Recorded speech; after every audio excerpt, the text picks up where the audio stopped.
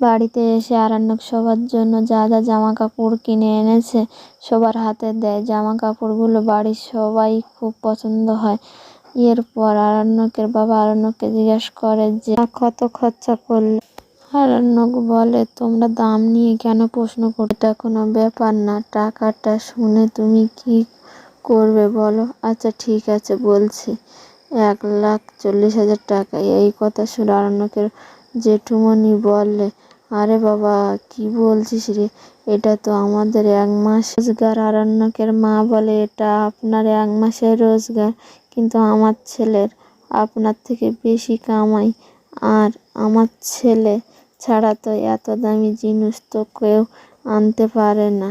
কথায় কথায় আরণ্যক বলে, তোমরা এইসব নিয়ে কথা বলা বন্ধ করো। আমি এই সব জিনিস কিনে এনেছি, আমার মন চেয়েছে, তাই আমার এই সব করতে ভালো লাগে। সেই মুহূর্তে মিনি এসে আরণ্যককে বলে, তুমি সবার জন্য জামা কিনে এনেছো, রোশনাইয়ের জন্য তুই কেন আনিসনি? ওর জন্য। তখনই রোশনি বড় মাকে বলে, যেসব খাবার টেবিলে দিয়ে দিয়েছি সবাইকে খেয়ে নিতে বলো। আরণ্যকের মা বলে, ওদের খাবার খাওয়া হয়ে গেলে ওর পরে খাবার দিয়ে দেব, ওকে এখান থেকে চলে যেতে বলো। এই বলে রোশনাইকে অপমান করে। পরের দিন সকালবেলায় রোশনাইয়ের পুজোর কাজ করে। আরণ্যক রোশনাইকে বলে, এর মধ্যে একটা শাড়ি আছে, কালকে সবার জন্য যখন কিনতে গিয়েছিলাম তখন তোমার জন্য কিনে এনেছিলাম, সবার সামনে দিতে পারিনি, তাই এখন দিচ্ছি। রোশনাই আরণ্যককে বলে, আপনি লুকিয়ে আমার জন্য শাড়ি এনেছেন, আর সেটা আমি নিয়ে নেব?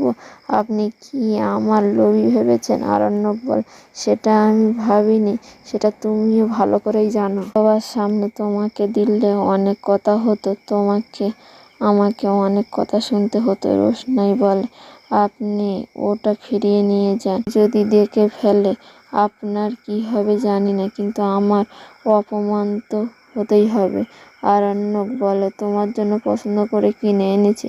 রোশনাই বলে, কেন কিনে আপনার তো আমার জন্য পছন্দ করে কেনার কথা না, গরিমা দিদির জন্য কেনার কথা, সেটা হয়তো করেছেন, তাহলে আমার জন্য নিয়ে আসতে গেলেন কেন? আরণ্যক বলে, কেউ তোমার জন্য পছন্দ করে কিনে দিত বলো? রোশনাই বলে, যে আপনাদের বাড়ির লক্ষ্মী পূজা, আমি নতুন শাড়ি পরতে চাই, সেটা কি আমি আপনাকে বলেছিলাম?